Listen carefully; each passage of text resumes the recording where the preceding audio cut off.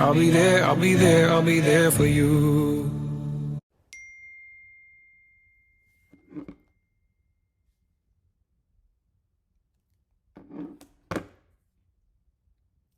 Hello, welcome back, and thank you for joining me. I have so much to talk about. Will I have enough time to do it? Oh, we'll find out. So today's book is Where She Went by Gayle Forman.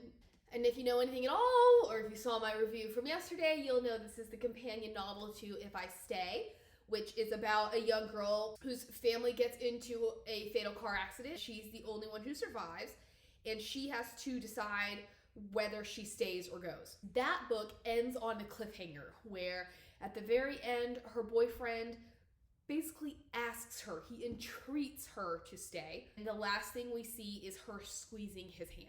So this book picks up, and this one is from his point of view, and his name is Adam. He had been part of this fledgling band called Shooting Star. Now, Shooting Star, it's like 3 years later, Shooting Star has become a shooting star. They're like the biggest band around, but he is absolutely miserable.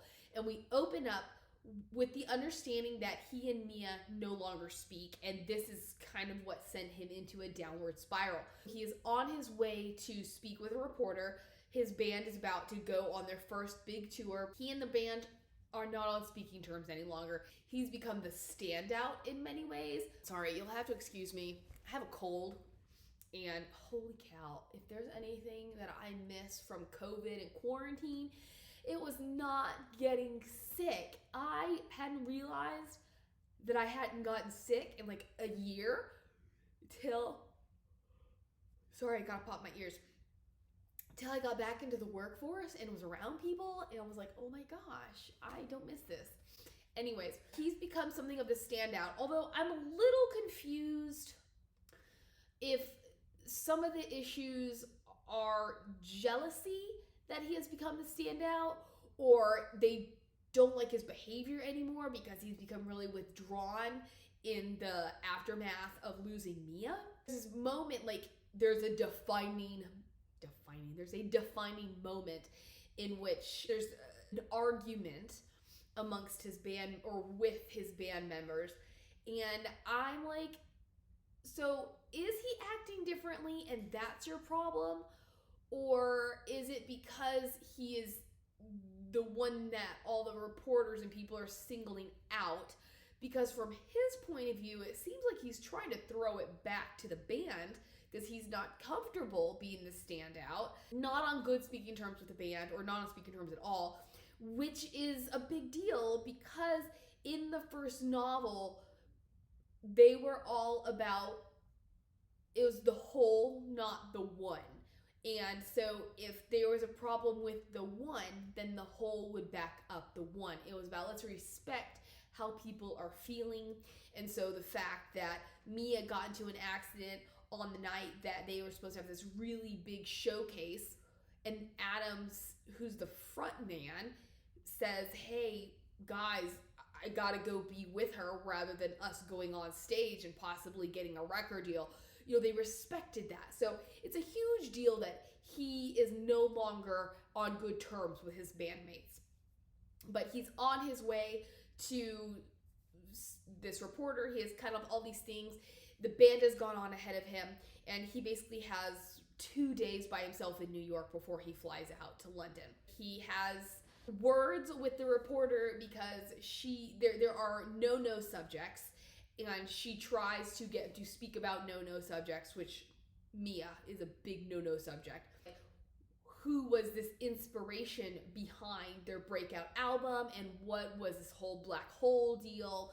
And so he kind of makes a scene and he leaves. His manager's like, look, get yourself together, meet me at the airport.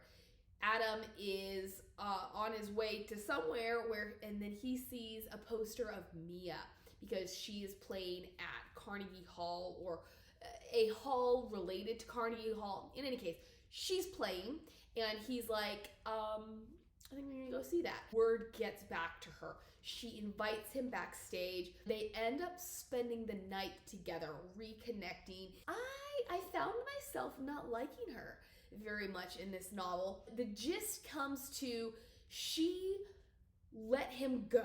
Like, she ghosted him.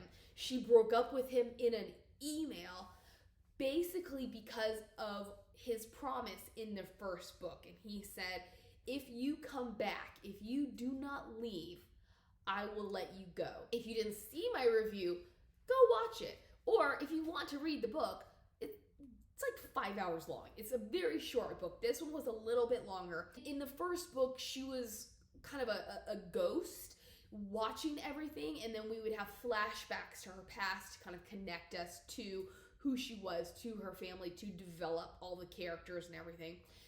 But she was a presence, and she sees him and she listens to him make this plea. And even though currently she doesn't remember that experience, she had been in therapy, and at some point her therapist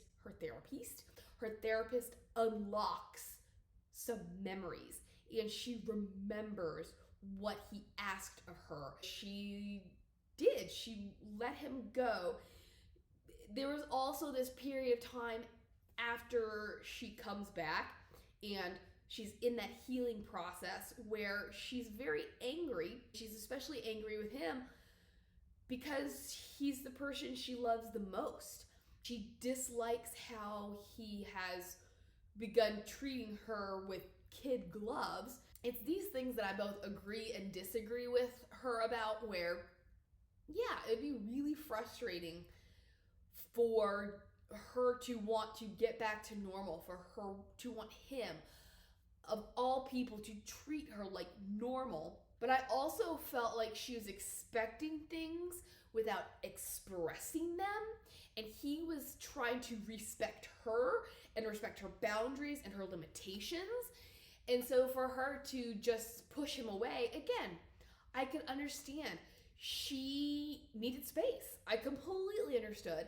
But then when they reconnect, acts like everything's absolutely normal. On one hand, again, I see it. I like it. I agree with it because it's going to be awkward no matter what. So maybe you just got to act like nothing happened. But on the other hand, I wanted her to acknowledge things rather than her not necessarily be happy-go-lucky, but rather than her just be like, let's be pals, Adam, come on, like, let's just go see all my favorite places, even though I'm not going to talk to you about anything that matters, and I'm going to leave you in the dark about why I just ghosted you and abandoned you for 3 years, and now you're in this spiral. And her thought is, well, you look like you have such a great life. You're dating a movie star, and you're in the most successful band on the planet. It kind of felt like a cop-out. I lost the sympathy for her that I had in the first book, which I think is kind of great. I don't know if that was Forman's intention, but I liked that I didn't like her. I liked how angry and gritty this book was.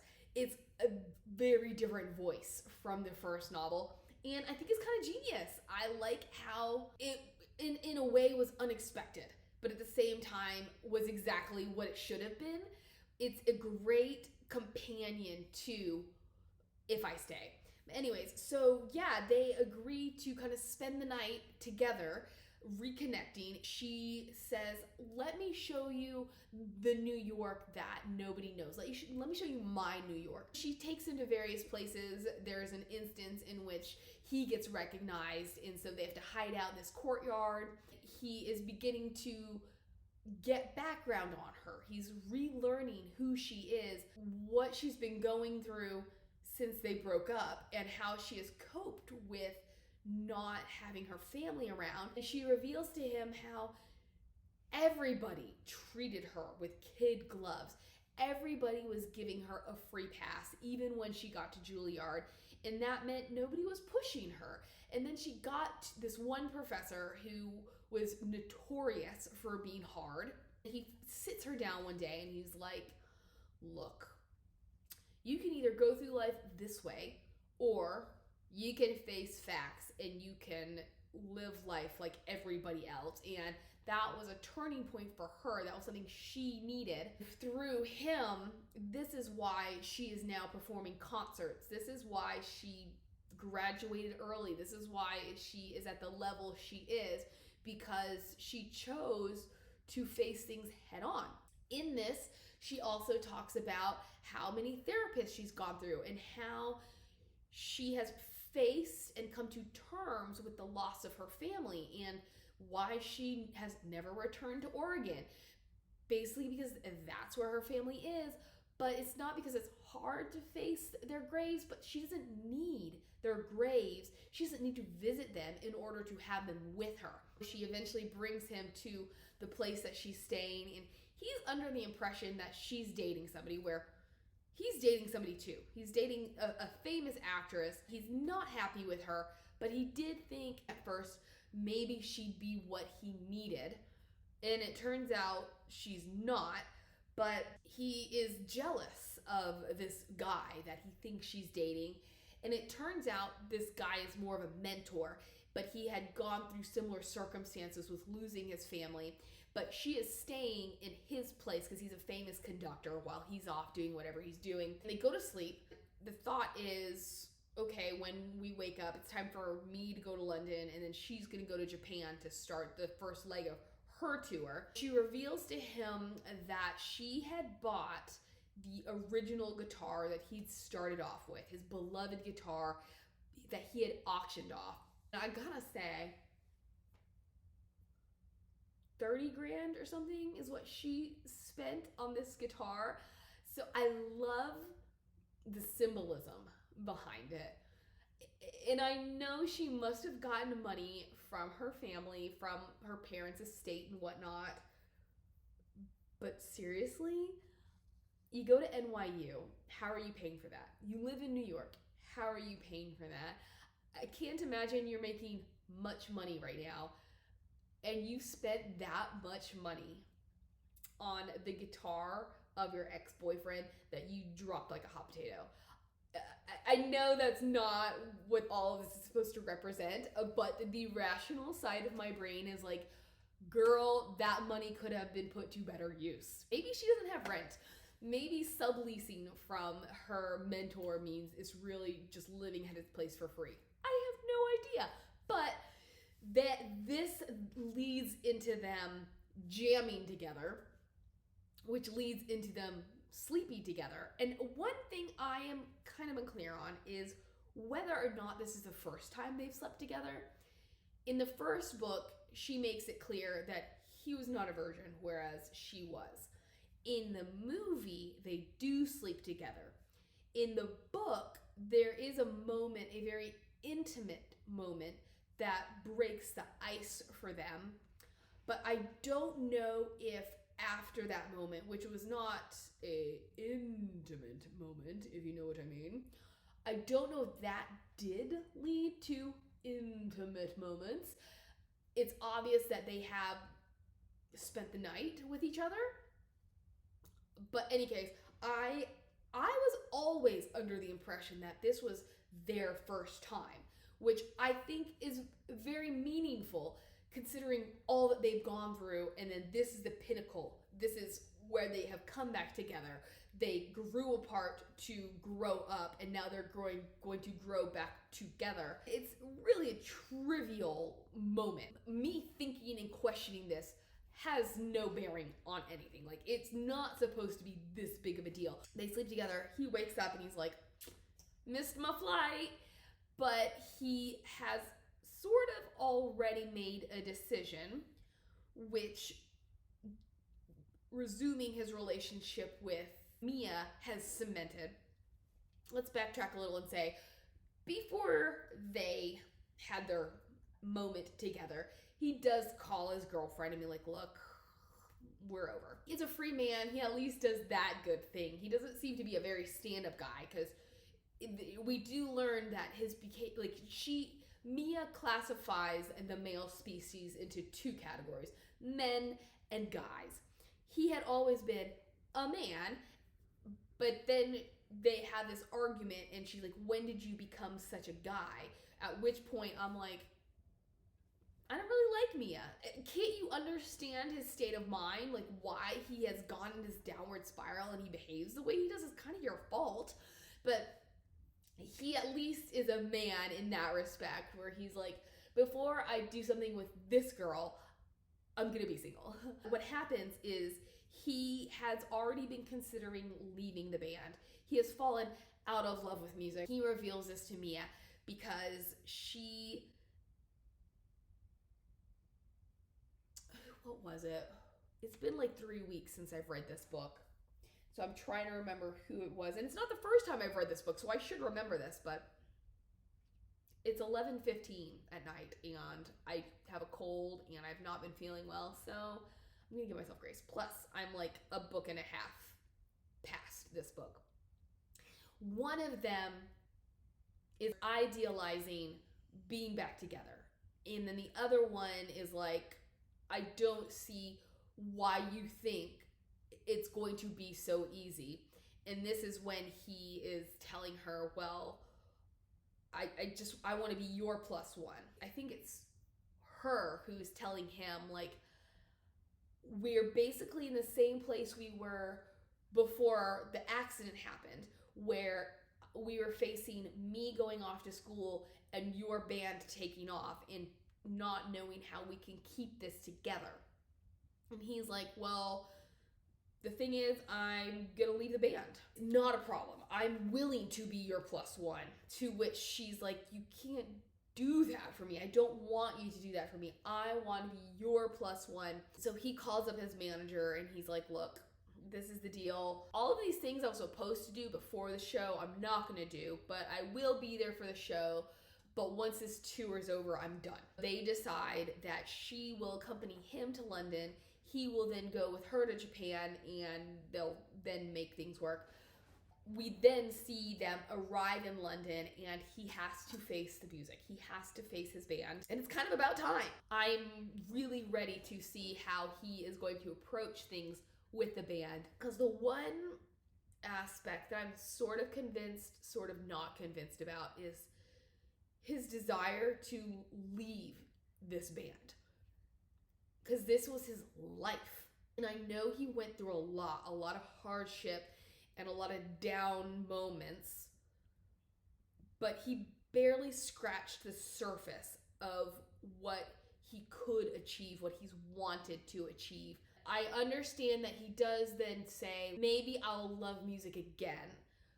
But the understanding is he doesn't want this level of fame. Maybe because I've never achieved that level of fame, I will never understand how somebody could give it up when they barely had it. I personally would have preferred him to have pursued it a little bit longer before giving it all up, but what do I know? He comes to the band and they're pissed at him.